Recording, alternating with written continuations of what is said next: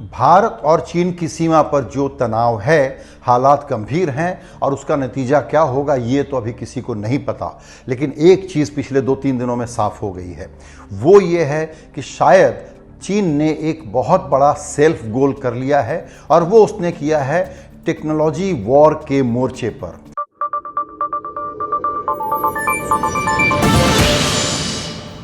क्योंकि वो 5G के जरिए पूरी दुनिया में चाहता था कि आगे बढ़ जाए, अमेरिका को पीछे छोड़ दे, और उसमें भारत ने अपने दरवाजे खुले रखे हुए थे। टिकटॉक जैसे 59 चाइनीज ऐप्स पर बैन लगाने के ठीक पहले सरकारी सूत्रों के तौर पर यह बता दिया गया था कि शायद अब 5G के ट्रायल के लिए हुआवे को भारत परमिशन नहीं देगा।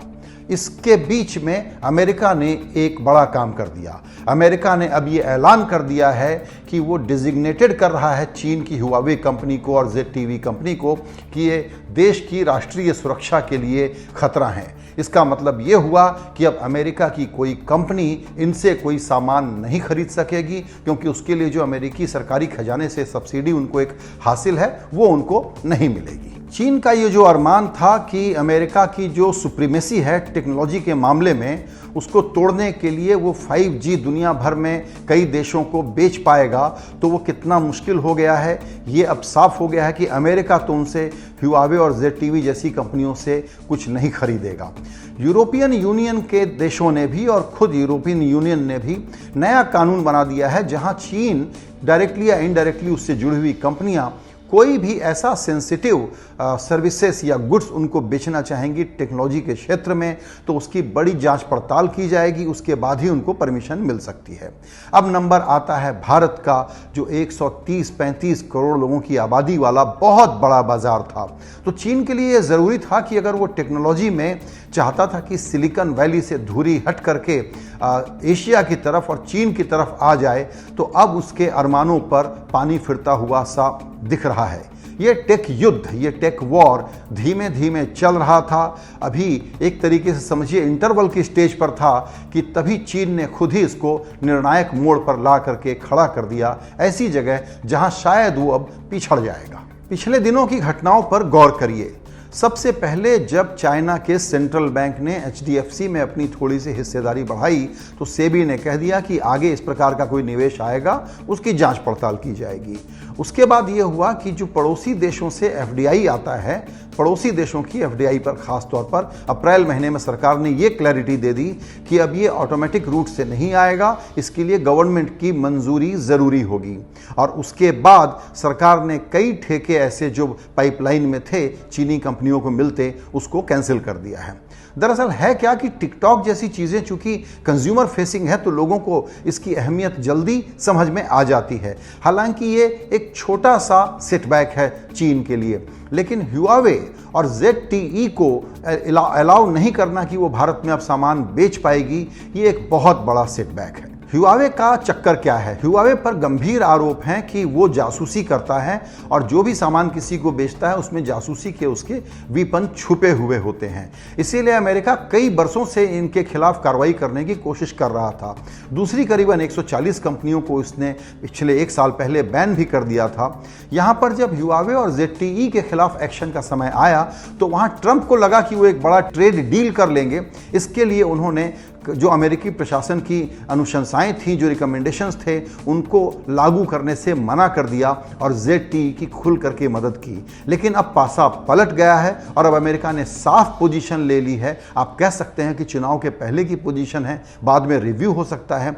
हुआवे कंपनी इतने विवादों में क्यों है? उसकी एक वजह यह है कि माना जाता है कि ये कंपनी जो है दरअसल चीनी सरकार की कंपनी है। कागज़ पर तो इसको कर्मचारी यूनियन चलाती है, लेकिन इसके जो CEO हैं, जिनका नाम है रेन जेंगफेई, ये पहले कम्युनिस्ट पार्टी के मेंबर रह चुके हैं। इनकी बेटी जो CFO हैं, उनका नाम है मेंग वांजाओ, जिनको कनाडा ने पिछले साल गिरफ्तार कर लिया था और अभी ये जेल में हैं। अमेरिका में जो क्रिमिनलिटी की जांच चल रही थी, ये उसके तहत हुआ था। उसके बाद चीन ने कुछ कनाडा के नागरिकों को गिरफ्तार करके रखा हुआ है ताकि वो छुड़वाने के लिए ब्लैकमेल कर सके, लेकिन कनाडा ने ये साफ कर दिया है कि इस प्रकार का कोई निगोशिएशन वो करने वाली सरकार नहीं है और इन लोगों को वहाँ नहीं छोड़ा जाएगा। यानी कि अब ZTE और Huawei ये दोनों मिल करके जो एक प्रकार से टेक्नोलॉजी के सबसे बड़े चैंपियन थे और फ्रंट रनर्स थे, इनका कारोबार अगर ठप होता है तो चीन के लिए ये एक बड़ी चोट है। अमेरिका ने जब इन दोनों कंपनियों से ZTE से और Huawei से सामान लेने से एक प्रकार से पाबंदी लगा दी है, तो उसके बाद अब UK भी इसका रिव्यू करेगा।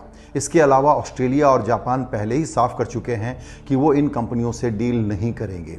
ऐसे में भारत ने भी जब ये साफ कर दिया है अपनी खुद की सरकारी कंपनियों को, MTNL और BSNL को, कि इन दोनों कंपनियों से कोई सामान नहीं खरीदा जाए, तो आप ये मान करके चलिए कि अब चाइना टेक्नोलॉजी के मामले में कितना भी इनोवेशन कर ले, उसने दुनिया के कई सारे बड़े बाजार अपने लिए बंद कर लिए हैं।